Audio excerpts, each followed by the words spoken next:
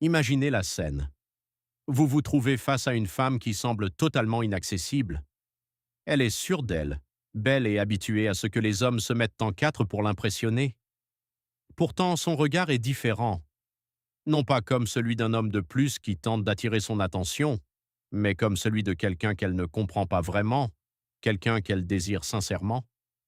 Et si je vous disais que les femmes, aussi sûres d'elles ou indépendantes qu'elles paraissent, ont des faiblesses psychologiques, des failles dans leur armure émotionnelle que la plupart des hommes ignorent, et une fois que vous aurez compris ces faiblesses, vous n'attirerez pas seulement les femmes.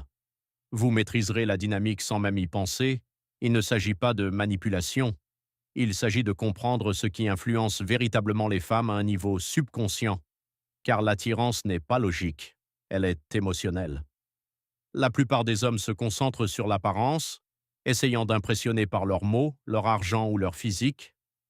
Mais les hommes qui captivent véritablement l'attention d'une femme savent toucher les cordes sensibles auxquelles elle a du mal à résister.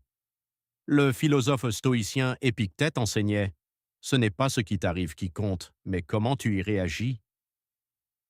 Une fois que tu auras compris ses faiblesses, tu ne réagiras plus à ses humeurs ni à ses tests. Tu observeras, tu comprendras et tu répondras avec calme et maîtrise, et c'est cette maîtrise qui te rendra irrésistible. Inutile de crier, inutile de forcer les choses, il te suffit de devenir l'homme qui connaît sa valeur et refuse de la brader. C'est cet homme qu'elle respectera, c'est cet homme qu'elle honorera, c'est cet homme devant lequel elle s'inclinera. Non pas parce que tu l'auras exigé, mais parce que tu l'auras mérité par le respect de soi, la discipline et une présence inébranlable. Avant d'aborder ces faiblesses, permets-moi d'être absolument clair. Il ne s'agit pas de manipuler les femmes, mais de comprendre la nature humaine. Il y a une différence. Manipuler, c'est contrôler quelqu'un contre son gré. Comprendre, c'est savoir ce qui motive les gens pour pouvoir se connecter à eux à un niveau plus profond. Et une fois que vous comprenez la psychologie féminine, vous cessez de courir après elle. Vous cessez de supplier. Vous cessez de vous demander pourquoi elle a perdu tout intérêt. Vous devenez l'homme qu'elle désire. L'empereur romain Marc Aurèle a écrit: l'âme se teinte de la couleur de ses pensées.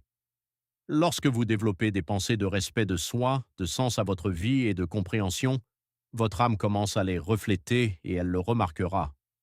Elle le ressentira et sera naturellement attirée par vous.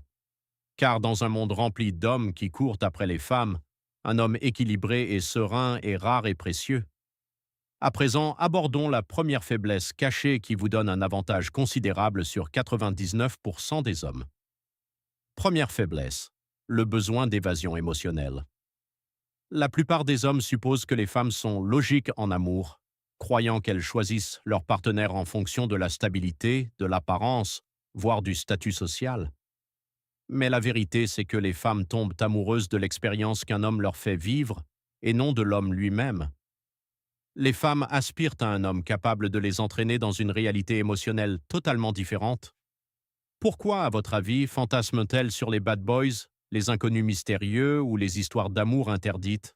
Ce n'est pas forcément parce qu'elles recherchent on les ennuie, c'est parce qu'elles sont attirées par l'imprévisible, par quelque chose de différent de leur routine quotidienne.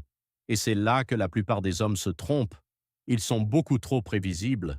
Ils lui envoient des messages exactement de la même manière tous les jours. Ils approuvent tout ce qu'elle dit.